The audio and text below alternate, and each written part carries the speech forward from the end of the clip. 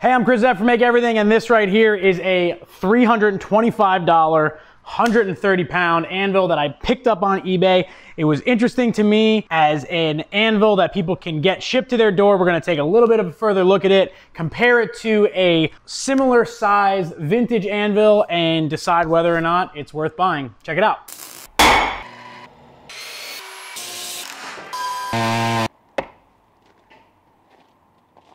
All right, so you may recognize this anvil shape. Now there's a 66-pound version of this that a lot of people have, and it's something that is recommended for beginners and beginner blacksmiths, the people that want to kind of get started because it's cheap and it ships right to your door for about 140 or 150 bucks.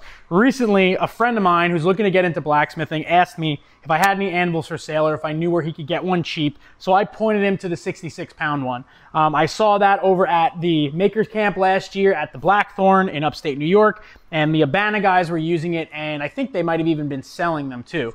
So for 150 bucks, I think that 66-pound anvil is a great deal.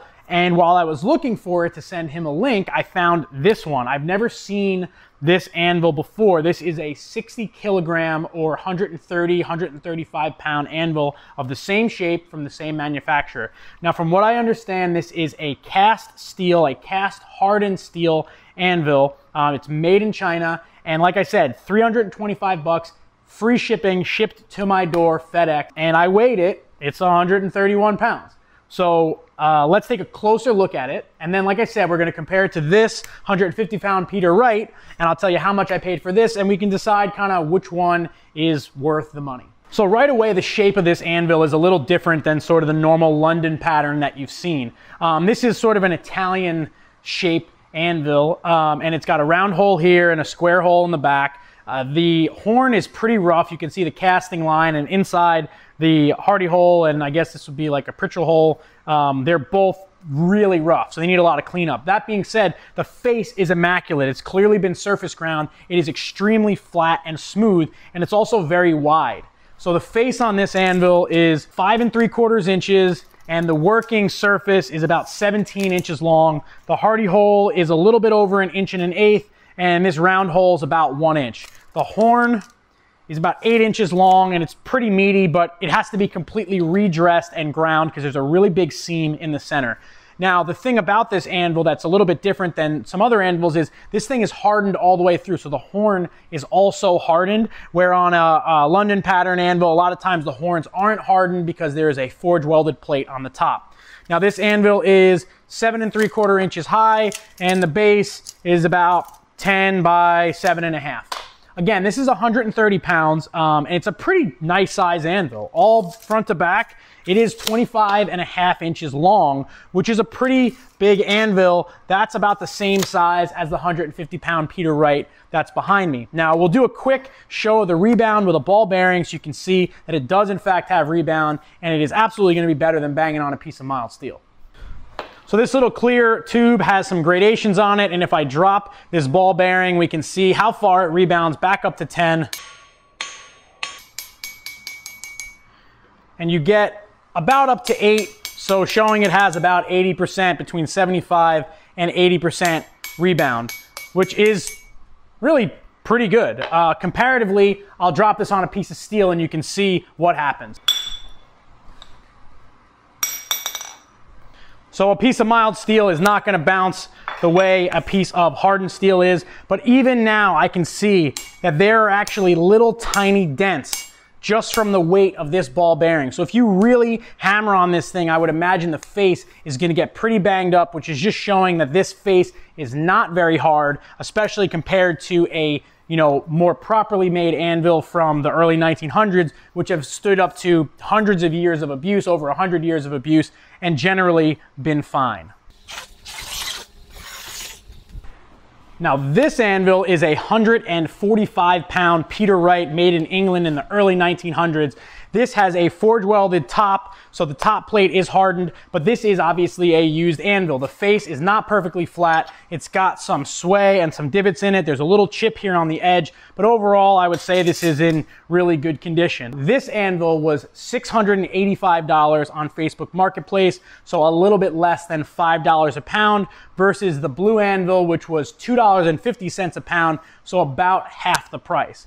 Now again, this anvil has been around for 100 years, it's been used, it's been worked on. It's also 10 pounds heavier, but there are other differences that would maybe make you lean towards that less expensive anvil, like the shape of the face. The face on this anvil is 4.5 inches wide by 15 inches long. This has a 1 1/8 hardy hole and a 5/8 or 3/4 inch Pritchell hole, and the horn is 10.5 inches long. This anvil is considerably taller, which would mean the stand it would go on would need to be shorter. It's 10 inches tall, and the base is 10 by 10.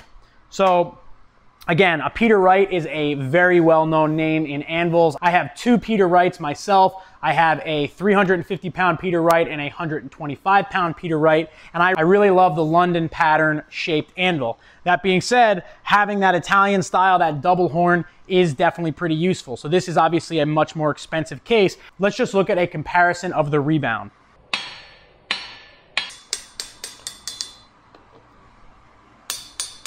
Oh, there's a dead spot there.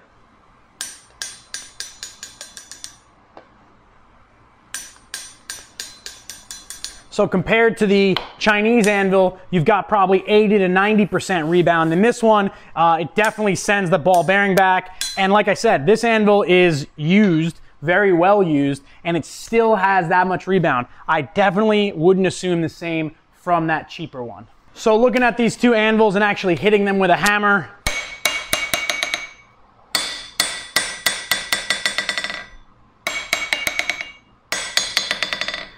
the Peter Wright is much more lively. You can feel a lot more bounce coming out of it. The difference though with these is that the Peter Wright base is not hardened, where this anvil, the base is hardened. This is through hardened, including over in the horn.